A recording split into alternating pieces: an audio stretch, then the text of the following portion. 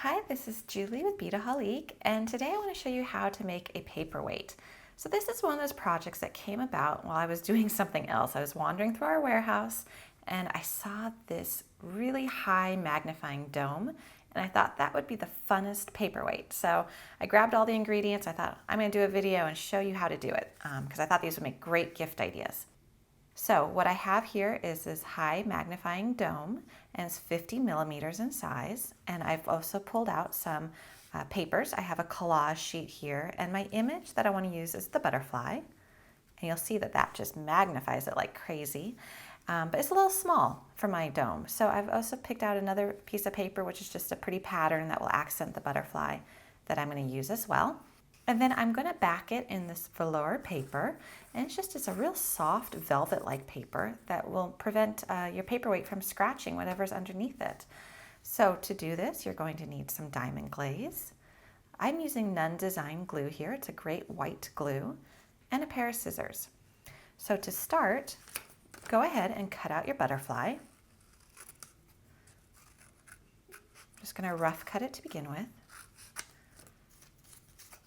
And now I'm going to carefully cut around the edge.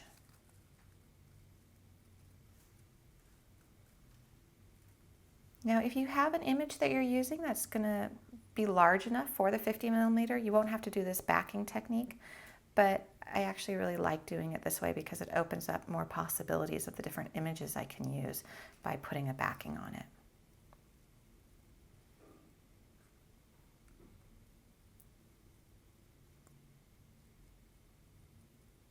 There's my butterfly. Actually, I got a little bit of white edge right there. I just want to trim that off. There we go. Now, to apply the white glue, you can definitely use a toothpick or some other type of applicator. If you've watched my videos, you know I'm a little lazy here. I just like to use my fingers. So I'm going to take some white glue, spread it onto the back of my image. I'm not oversaturating it, but I am going to the edge and covering every part of the back. I'm going to flip this over and press it into place on top of my pretty back paper.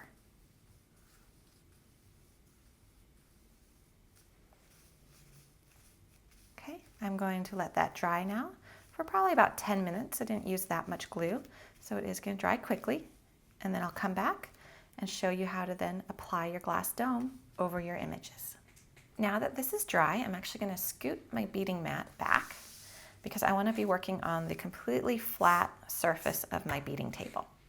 And I'm going to use my diamond glaze. And I'm going to be applying it to this flat side. So if there's any fingerprints on here, which is really easy to have happen, just go ahead and wipe that surface off. I just want it to be really nice and clean. So now I'm going to apply the diamond glaze, and I'm going to apply it to the middle. And if you've worked with diamond glaze before, you know it spreads out, so that's probably about the right amount. And we're going to flip it over and we're going to center it with the butterfly in the middle. And I'm actually just going to go ahead and do this. Let it spread out a little bit. It's going to spread out on its own though. Okay, flip over, and we don't want to move it around too much. Once we get it on there, you can move it a little bit, but not too much.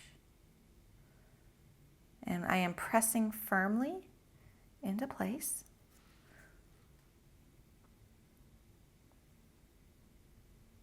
And I'm going to hold it here for a little bit, maybe about 30 seconds, just to make sure that that bond is solid. And I'm not going to wiggle it around as I'm pressing. I just want to make sure that that diamond glaze spreads out, goes to all the edges, and then this is forming a nice tight bond.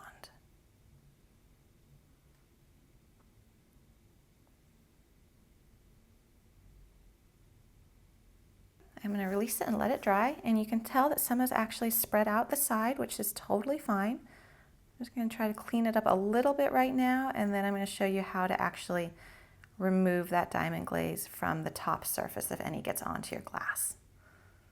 But do try to wipe away some of it. It's going to make it easier for you in the next step. If you do get any diamond glaze or glue on your fingers, just make sure to wash your hands with soap and water right away after you finish that step of your project. And we're going to let that dry for, I'd give it a good half an hour until that white kind of milky look is gone and is completely clear again.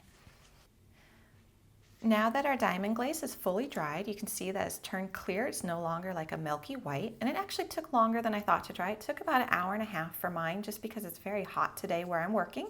So keep that in mind, that drying times might vary. And now what I need to do is I need to cut out my glass dome. And I'm just going to take my scissors and cut right up to the edge of the dome and just follow that edge. And I'm cutting in just a little tiny bit. You can see it's pretty much right against that edge, but I am curving my scissors just a little so that I don't have any paper showing on the outside of the dome.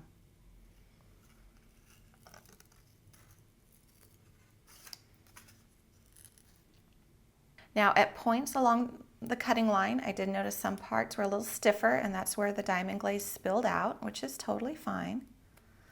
I just cut right through it. There we go, so that looks good, that's cut out.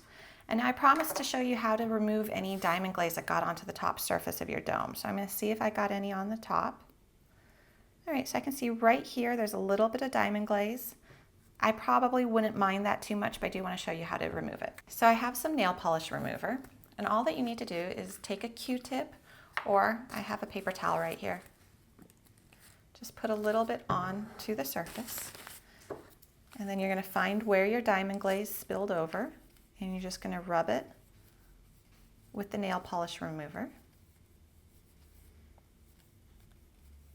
And it's just going to remove the diamond glaze from the glass. Very, very, very easy to do. Now, I'm sure you're probably familiar that nail polish remover has quite a strong scent, so make sure you just do this in a well-ventilated area. And try not to get any of the nail polish onto your paper below. There we go. All nice and smooth. So now to finish up our paperweight, I want to go ahead and apply velour paper to the back. And to do this, again, I'm going to use my fingers, and just make sure you do wash your hands right away after you do this. You don't want any glue drying on your fingers. Going to apply the glue directly onto the paper.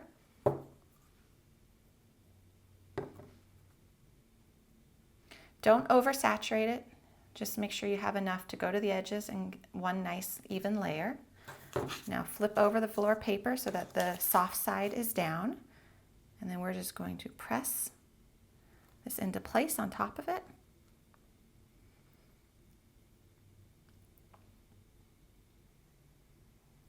And we're going to do that, and we're going to let that dry for probably about 20 minutes, again, depending on how hot it is where you're working. Might take a little bit longer, might take a little bit less.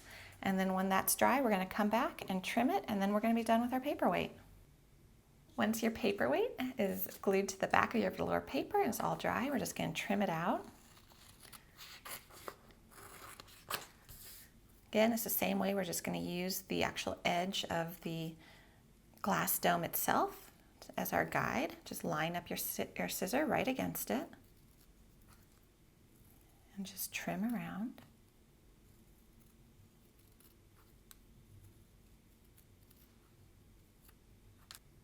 So there we go, our paperweight is all done, and this is a great project, especially around the holidays, or if you want to make some gifts for friends or to sell. These are super easy and they're a lot of fun to make.